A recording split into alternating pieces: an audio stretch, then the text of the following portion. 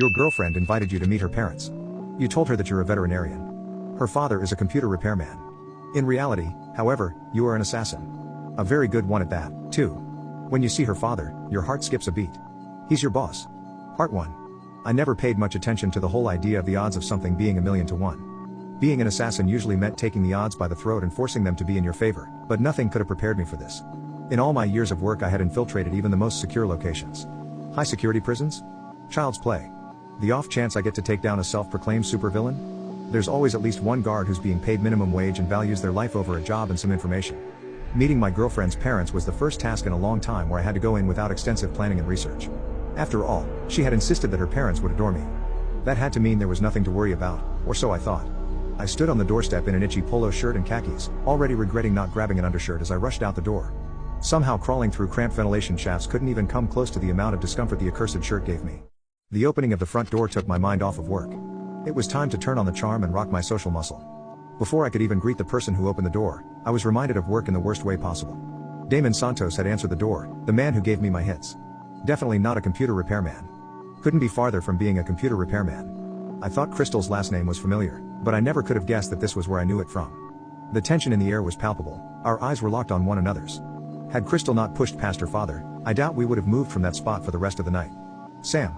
I said to text me when you got here, I wanted to be the one to introduce you to my family. Crystal made a pouty face as she tugged me inside, bringing me face to face with my boss and his wife. Crystal's arm was wrapped around my waist, quite possibly the only thing that kept me from walking straight back out the door. Mom, Dad, this is Samuel. I gave a sheepish wave and did my best to smile through my unease. There wasn't a mirror around, but I knew whatever was on my face wasn't a smile. Damon's wife was the first to speak.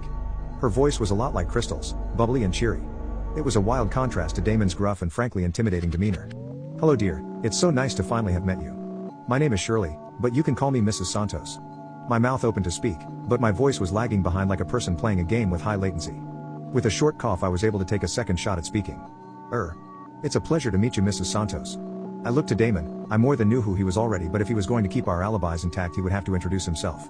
My body tensed up when he began speaking. Sam. I didn't know my favorite customer was dating my daughter. Fancy that. The emphasis on favorite was chilling. I couldn't tell if he was implying demise or if it was genuine favoritism for a good employee. My thoughts were shaken by a gasp from Crystal. Well, isn't that funny? Who could have guessed you two knew each other already? I guess I'll let you two catch up and help Mom finish dinner prep. Every cell in my body cried out for Crystal to stay. She was the only thing protecting me from confrontation with the only man who gave me chills.